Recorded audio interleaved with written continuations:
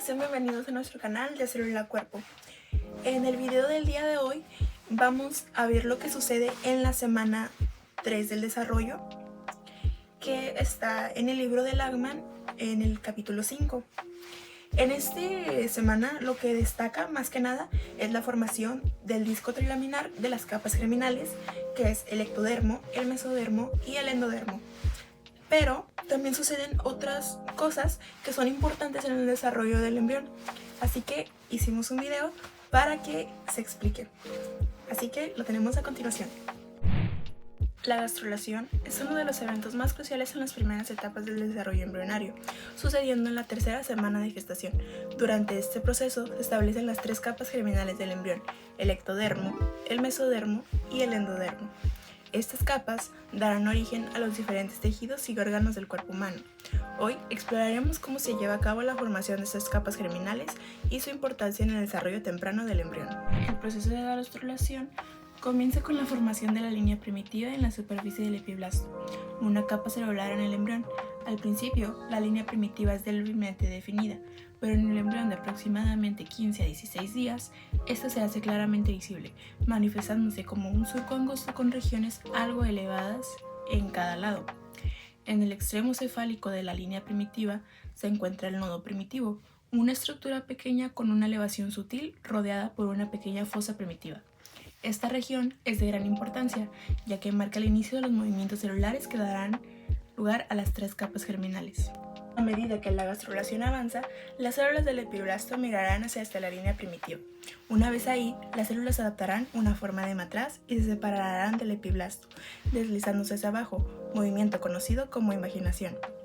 Este movimiento celular es importante para la formación de las tres capas germinales, y este proceso está controlado por el factor de fibroblastos de crecimiento 8, una proteína que sintetizan las propias células de la línea primitiva.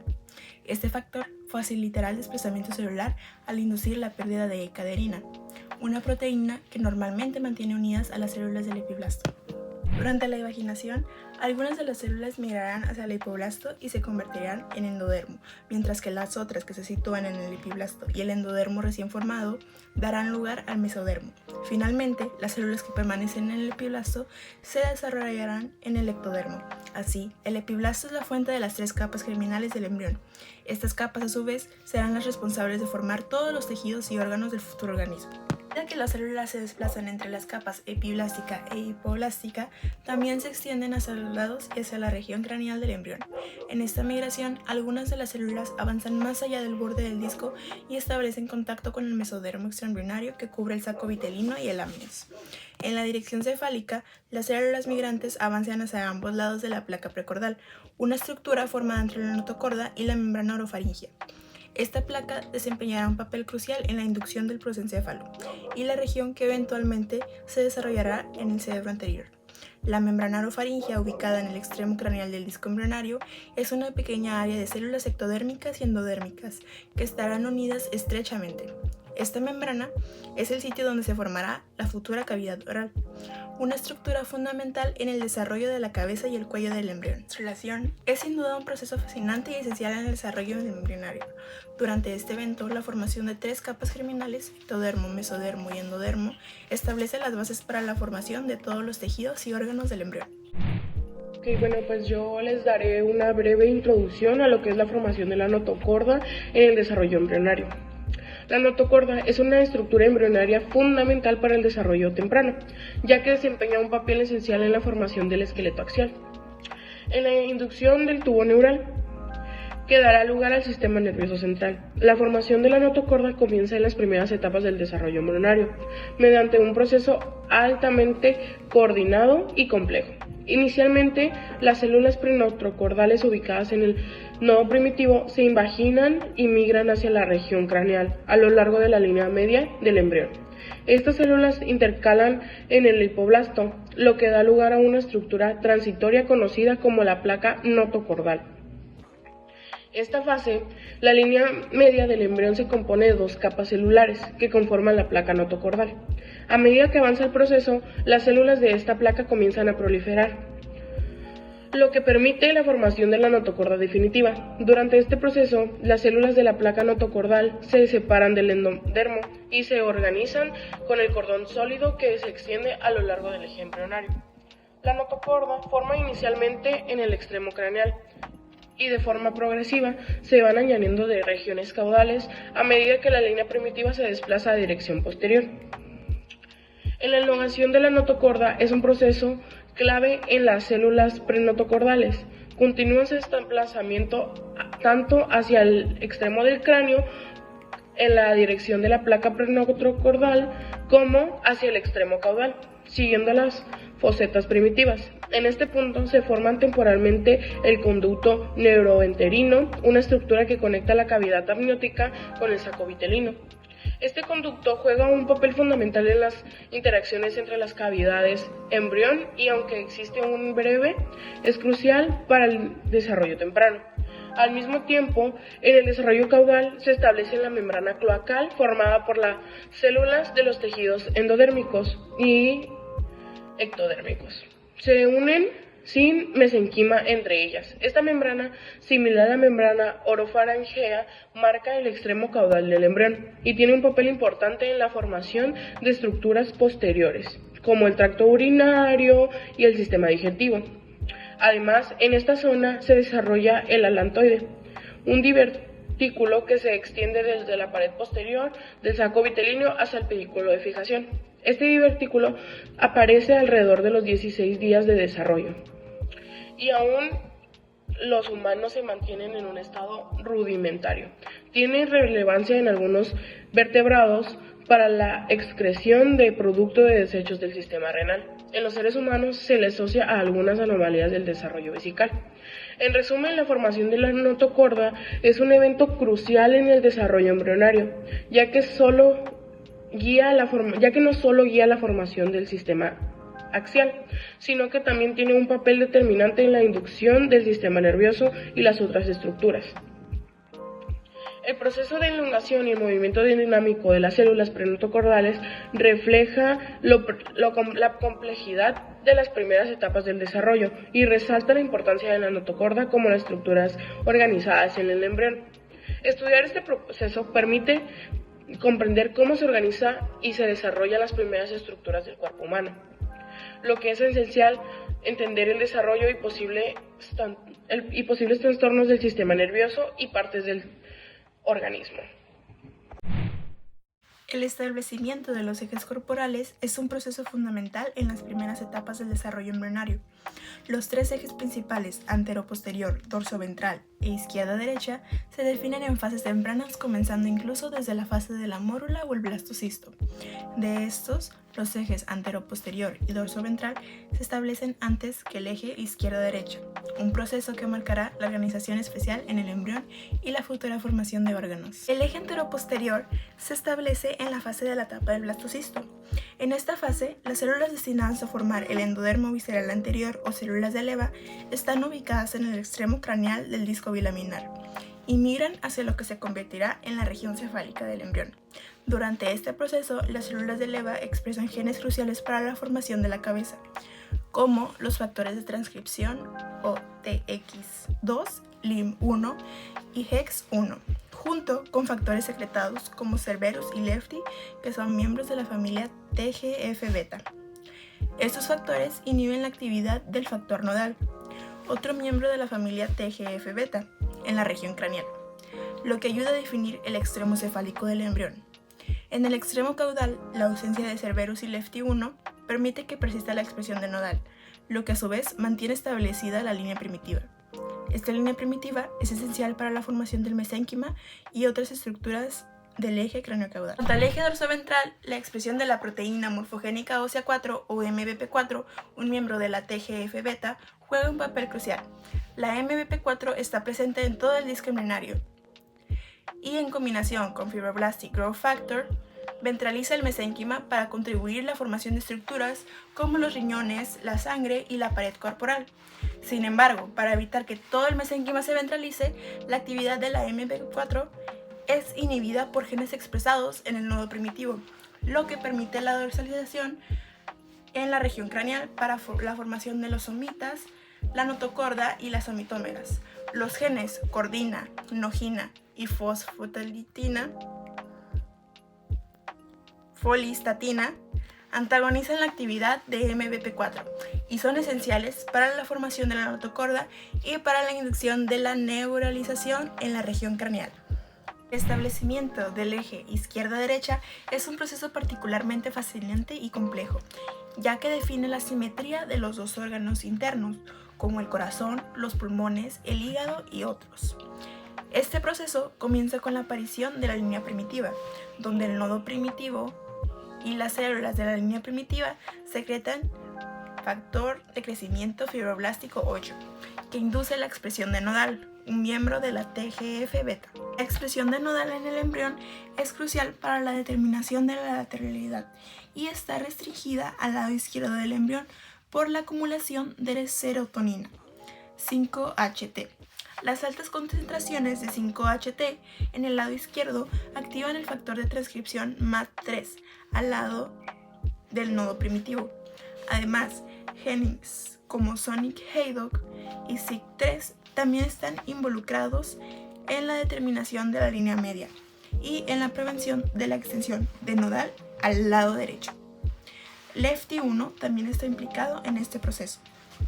En el lado izquierdo del mesénquima de la placa lateral, la proteína nodal desencadena una cascada de señalización que culmina en la expresión del gen maestro de la lateralidad, PITX2, un factor de transcripción que contiene una caja homeótica. PITX2 es responsable de la determinación del lado izquierdo de los órganos internos y su expresión se repite en la lateralidad izquierda del corazón, el estómago y el intestino. Si PITX2 es expresado de manera ectópica en el lado derecho, puede dar lugares a defectos de la lateralidad como situs inversus y dextrocardia. Los genes responsables de la determinación del lado derecho son menos conocidos, pero se han identificado que el factor de transcripción SNIL se expresa en el mesénquima de la placa lateral derecha y podría regular los genes relevantes para el desarrollo del lado derecho.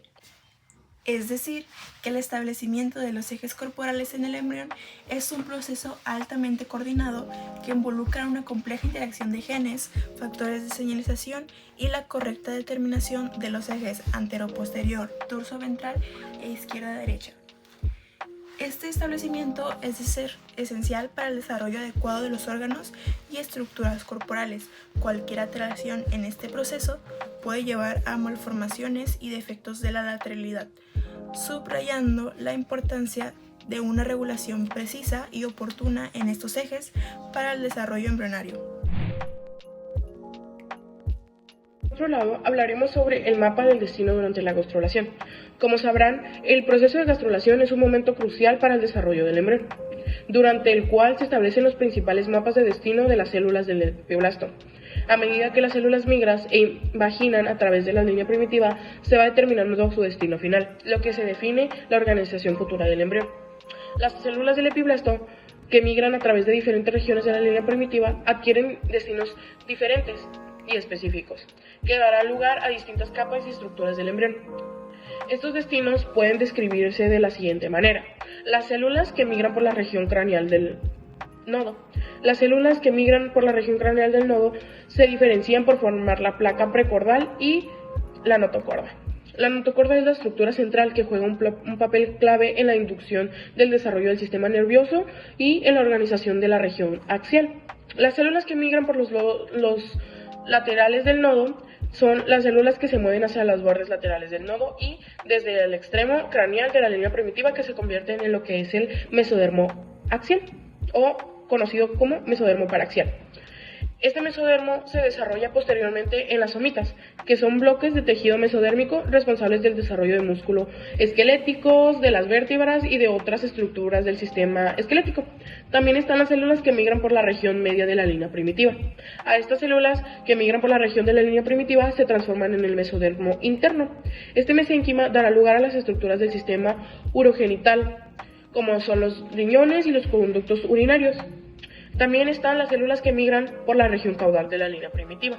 Las células que migran por la región caudal primitiva contribuyen al mesodermo de la placa lateral, que forma las paredes del cuerpo, las extremidades y algunas partes del aparato cardiovascular, como los vasos sanguíneos. Las células que migran por la región más caudal de la línea primitiva, que es el mesénquima extraembrionario. Las células que migran desde la región caudal de la línea primitiva también contribuyen al mesénquima extraembrionario, el cual formará estructuras fuera del embrión, como lo que es el saco vitelino primitivo o hipoblasto, también conocido, que contribuye al desarrollo de las membranas extraembrionarias. En resumen, durante la gastrulación se establece el mapa del destino celular, en el cual las células del epiblasto, al migrar a través de la línea primitiva, se diferencian de diversos distintos de mesénquimas, que darán origen a diferentes estructuras extraembrionarias y embrionarias.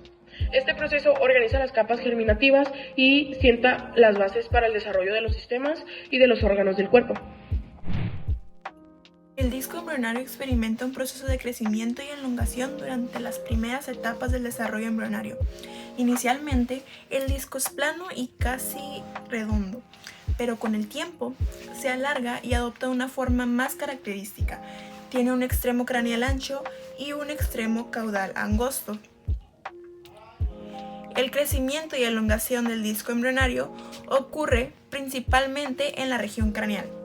La región de la línea primitiva mantiene en gran medida su tamaño a lo largo de este proceso. El crecimiento craneal se debe a una migración continua de células desde la región de la línea primitiva hacia la parte cefálica. Estas células migran y hacia la región anterior y lateral, lo que contribuye al alargamiento del disco. A medida que avanza la cuarta semana, la línea primitiva muestra signos de regresión. Esta pérdida de tamaño es rápida y la línea primitiva eventualmente desaparece, aunque continúa aportando células nuevas en el extremo caudal hasta el final de la cuarta semana. A medida que se realiza la migración de las células y la elongación del disco, las capas germinales en la región cefálica comienzan a diferenciarse alrededor de la mitad de la tercera semana. Esto implica que en esta área comienzan a formarse estructuras claves como la notocorda, las somitas y otros elementos cruciales para el desarrollo del sistema nervioso y otros órganos. Por otro lado, en la región caudal, la diferenciación celular comienza al final de la cuarta semana. Por lo tanto, el desarrollo del embrión se da en dirección cefalocaudal, con diferencia de estructuras craneales ocurriendo primero, seguido por las estructuras caudales. El hecho de que la línea primitiva siga aportando células nuevas hasta el final de la cuarta semana influye significativamente en la formación de las diferentes capas germinales, que son cruciales para la futura formación de órganos y sistemas. Además, el proceso de gastrulación o la formación de las capas germinales continúa en segmentos caudales, mientras que las estructuras craneales ya están diferenciándose. Esto refleja la organización temporal y secuencia del desarrollo del embrión, lo cual asegura que las capas germinales definirán las posiciones de las futuras estructuras corporales. Por último, y para terminar con el capítulo del día de hoy, hablaremos sobre el desarrollo posterior del trofoblasto. El trofoblasto, durante la tercera semana del desarrollo embrionario, experimenta transformaciones claves para la formación de la placenta. Número 1. Las vellosidades principales, o primarias. El trofoblasto forma las vellosidades primarias compuestas por células del sincitiotrofoblasto cubiertas por sincitio. Este es el primer paso hacia la formación de la placenta. Las vellosidades secundarias. Las células mesodérmicas invaden las vellosidades primarias, creando las vellosidades secundarias que tienen un núcleo mesodérmico rodeado de sincitiotrofoblasto y trofoblasto. Las vellosidades terciarias. Hacia el final de la tercera semana, las células mesodérmicas en las vellosidades secundarias se diferencian en células sanguíneas y vasos pequeños, formando vellosidades terciarias o conocidas como placenta definitiva. Estos vasos sanguíneos se conectan con el sistema circulatorio intraembrionario. Por otro lado, la conexión con el sistema circulatorio del embrión. Cuando comienza el latido del corazón en la cuarta semana, los vasos sanguíneos en las vellosidades terciarias proporcionan nutrientes y oxígeno al embrión. Cápsula trofoblástica externa. Las células del sincitiotrofoblasto forman una cápsula externa que fija el saco coriónico al endometrio materno. Las vellosidades troncales y libres. Las vellosidades troncales fijan el trofoblasto al endometrio mientras que las vellosidades libres permiten el intercambio de nutrientes entre la madre y el embrión. La cavidad coriónica y el pedículo de fijación. A medida que la cavidad coriónica crece, el embrión se conecta con el trofoblasto por el pedículo de fijación, que más tarde se convierte en lo que es el cordón umbilical, estableciendo la conexión entre el embrión y la placenta. Por otra parte, damos finalización a este capítulo y les pedimos que dejen sus comentarios de cómo les pareció, de lo que les gustó, de lo que no les gustó, sus dudas. Nosotros estaremos comentando. Gracias.